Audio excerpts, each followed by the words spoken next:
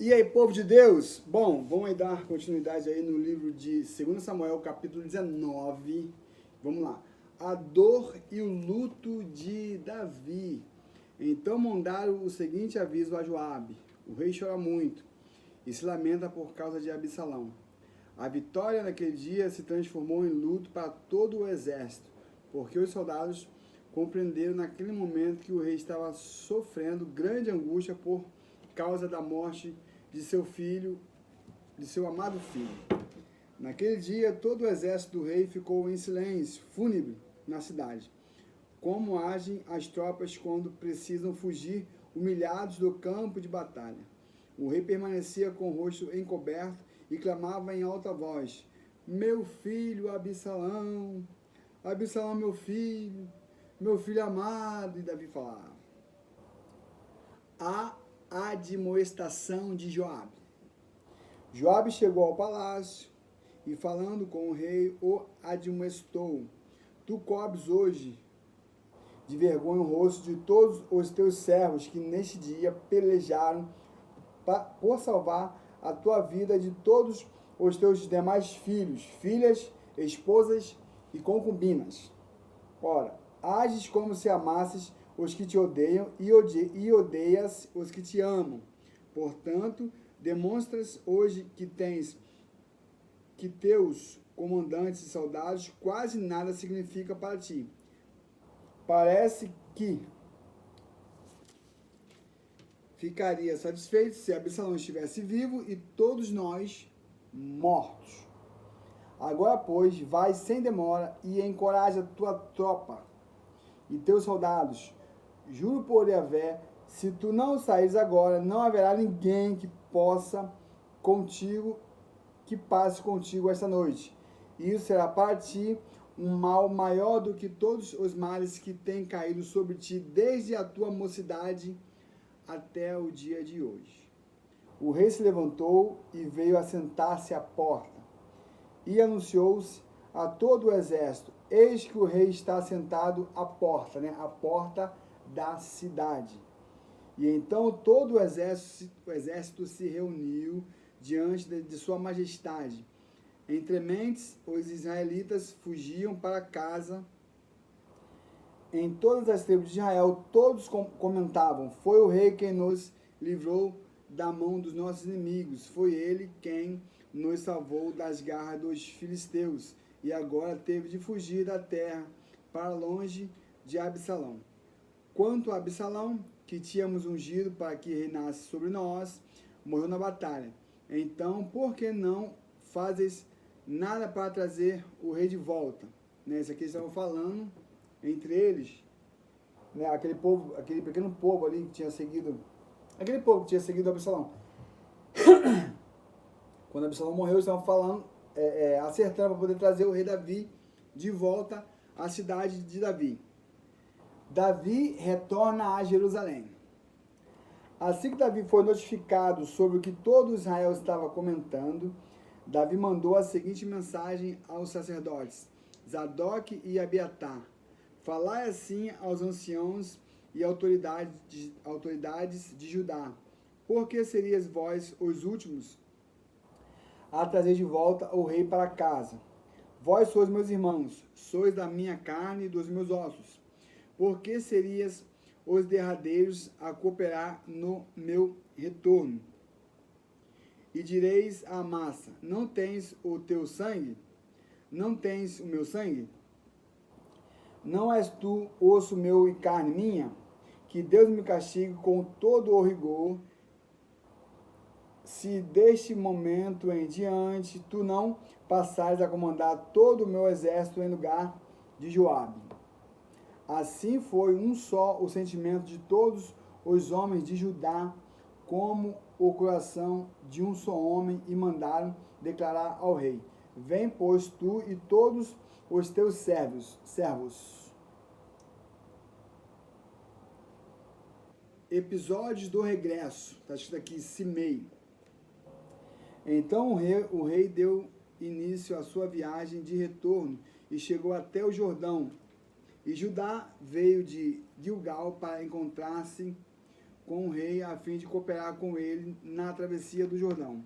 Simei, filho de Gera, benjamita de Baurim, apressou-se e desceu com os homens de Judá para encontrar-se com o rei Davi e sua comitiva.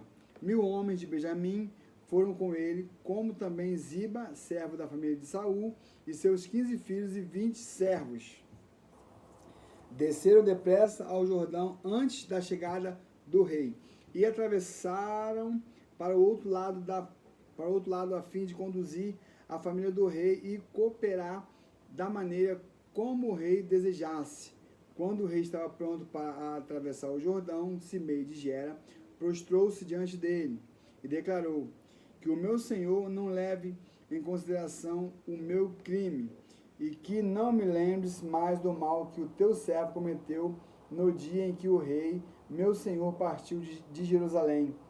Que o rei não guarde esta ofensa em seu coração. Eu, teu servo, reconheço que pequei contra a tua majestade. Por isso, de toda a tribo de José, fui o primeiro a vir ao encontro do meu rei, meu senhor. Prontamente sugeriu Abissai, filho de Zeruia: Simei não deveria ser morto por ter amaldiçoado o ungido do rei? O ungido do Senhor, aliás. Contudo, Davi advertiu: que tenho eu convosco, filho de Zeruia, para que hoje sejais meus adversários? Deveria neste dia de glória morrer alguém em Israel? Ou não tenho eu plena garantia de que voltei a reinar sobre todo o Israel, né? Porque Simei foi aquele ao qual amaldiçoou Davi, né? E acusou ele de ter matado a família de Saul, que também é a família dele.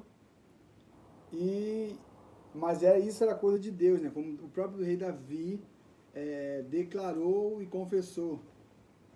E o rei, naquele mesmo instante, prometeu a Simei, sob juramento: tu não morrerás. Mefibosete encontra-se com Davi. Mefibosete, neto de Saul, também foi ao encontro do rei. Ele não havia lavado os pés, nem aparado a barba, nem mesmo lavado as próprias roupas, desde o dia em que o rei partira até o dia em que regressou em paz e segurança. Então aqui, provavelmente Mefibosete estava jejuando ali, não lavou a roupa, não lavou os pés, não fez a barba. Ele falou: vou fazer isso depois que o rei voltar, tá, gente? Isso aqui não está escrito aqui, não. Eu que estou falando isso. Beleza? Quando chegou a Jerusalém para encontrar-se com o rei, este lhe questionou: por que não foste comigo, Mefibosete? Ele respondeu: ó rei, meu senhor, o meu servo me enganou. Eu, teu servo, sendo deficiente dos pés, ordenei: selai um jumento para nele montar, pois vou seguir o rei. Mas o meu criado me enganou, e ele me difamou perante o rei, meu senhor. Entretanto, o rei, meu senhor, é como um anjo de Deus, faz o que bem te parecer.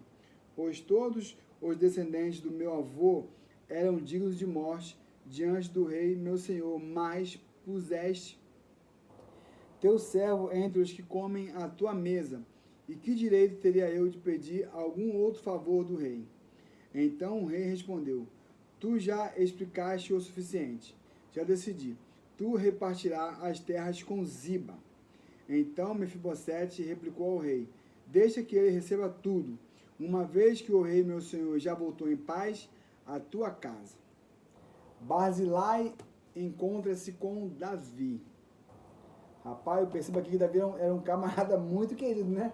Porque você imagina, o cara perde o reino dele, ele é expulso do palácio dele, ele sai descalço, ele sai a pé, mas todo mundo vai com ele, meu irmão. Não sabe se vão passar fome, se vão pegar sereno, calor, chuva, mas o povo vai atrás dele, porque o cara, Deus está com ele, então alguma coisa muito maravilhosa de Deus ele tem, né? Um brilho assim muito especial. Aleluia, glória a Deus.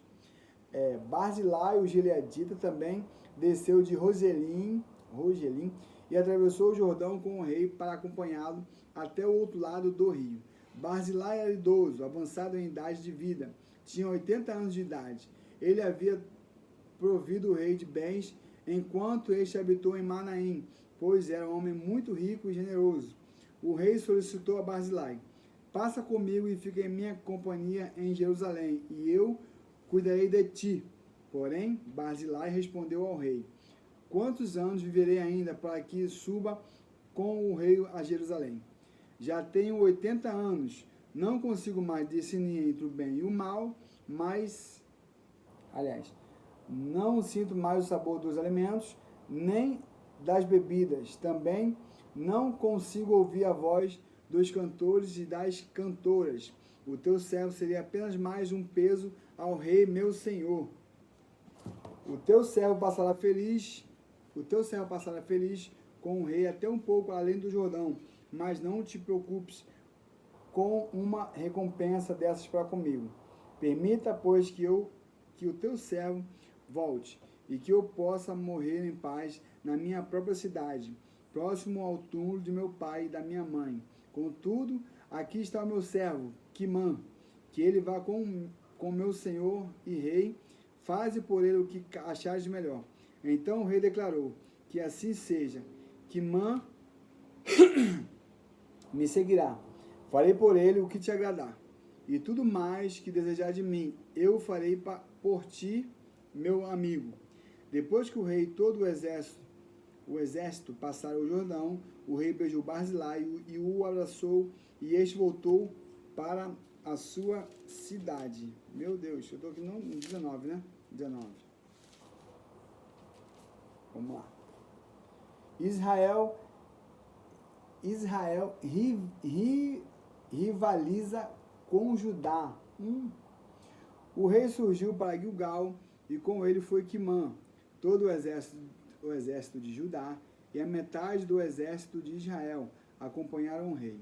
Não tardou para que todos os homens de Israel se aproximassem do rei para reclamar: por que os nossos irmãos de Judá sequestraram o rei e o levaram para o outro lado do Jordão, como também a família dele e todos os seus servos? Então todos os homens de Judá responderam aos homens de Israel: porque o rei é nosso parente mais chegado. Por que estás irritado com isso? Porventura, temos comido à custa das provisões do rei? Ou ele nos deu algum presente especial? Então os israelitas replicaram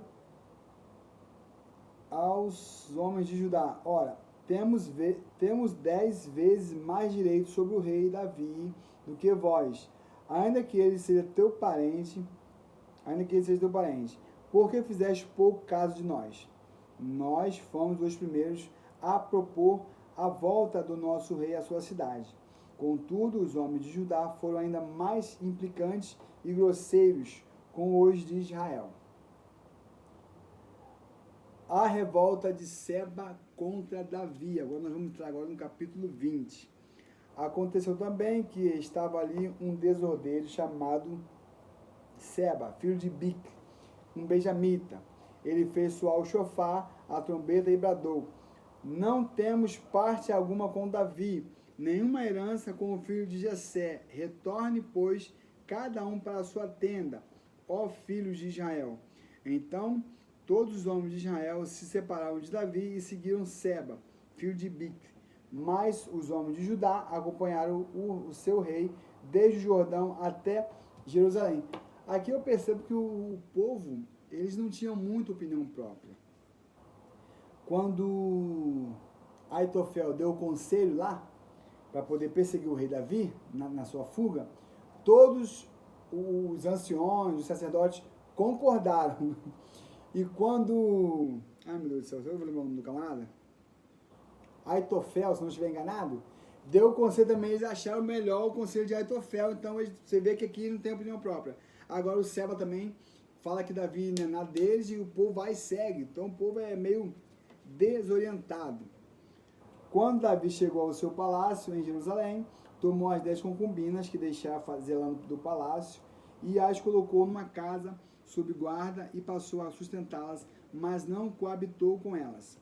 Sendo assim, elas ficaram enclausuradas até o final de seus dias, vivendo como viúvas. Então o rei ordenou a Amasa: dentro de 3 dias, convoca meus homens de Judá e apressa-te aqui com eles. Entretanto, Amasa levou mais tempo para reunir Judá do que o prazo estabelecido pelo rei.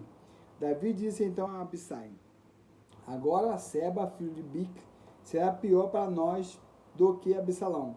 Convoca os meus soldados e persegue-o, antes que ele encontre alguma cidade fortificada e depois nos arranque os olhos.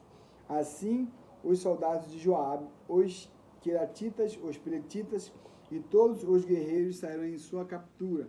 Saíram de Jerusalém para perseguir Seba, filho de Bic. Quando chegaram à grande rocha, que está em Gibeon, Amasa veio ao encontro deles. Joabe estava vestido seu traje de guerra e trazia um cinto com um punhal na bainha. Ao aproximar-se de Amasa, deixou cair a adaga. Então Joabe cumprimentou Amasa, dizendo: vens em paz, meu irmão? E com a mão direita pegou na barba de Amasa para beijá-lo. Porém, Amasa não reparou no punhal que estava na mão esquerda de Joabe, de modo que este foi fortemente golpeado por Joabe no estômago. As entranhas de Amasa se esparramaram no chão e ele morreu ali mesmo, sem a necessidade de um segundo golpe. Em seguida, Joabe e Abissai, seu irmão, perseguiram Seba, filho de Bic. Um dos soldados de Joabe ficou ao lado do corpo de Amasa e exclamou: quem está do lado de Joabe e é por Davi, siga Joabe. Amasa jazia numa poça de sangue no meio da estrada. Quando o homem viu que todos que se aproximavam do corpo de Amasa paravam, arrastou para fora da estrada e o cobriu com uma coberta. Mas quando Amasa foi removido do caminho, todos os soldados seguiram Joabe para perseguir Seba, filho de Bic. Então Seba passou por todas as tribos de Israel até Abel de Batemaacá, e todos os bicritas se juntaram a fim de segui-lo.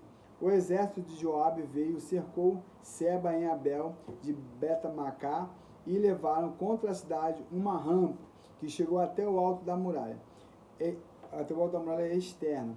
Assim que o exército de Joabe estava para derrubar o grande muro, uma mulher sábia bradou da cidade: ouve, ouve! Dizei a Joabe: vem aqui para eu conversar contigo. Ele se aproximou dela e a mulher indagou: és tu Joabe? Ao que ele replicou: sou.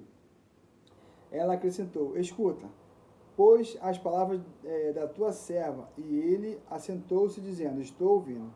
Então ela falou: antigamente costumava-se dizer: peça-se conselho na cidade de Abel. E era desta maneira que se encontrava solução para os grandes impasses. Somos um povo de pessoas pacíficas e fiéis em Israel, assim como eu. Estás tentando destruir uma cidade que é mãe em Israel, porque desejas arruinar a herança de Yahvé. Respondeu Joabe: não é este meu desejo. Longe de mim querer destruir ou arruinar esta cidade. Não é disso que se trata, mas um homem chamado Seba, filho de Bic, dos montes de Efraim, rebelou-se contra o rei Davi. Basta que o entregues e eu suspenderei o cerco da cidade. Diante disto, a mulher replicou a Joabe: pois bem, jogaremos a cabeça dele do alto da muralha. Então a mulher se retirou e foi falar com todo o povo da cidade, como lhe instruía seu bom senso. Em seguida degolaram a Seba, filho de Bicle, e arremessaram sua cabeça para Joabe.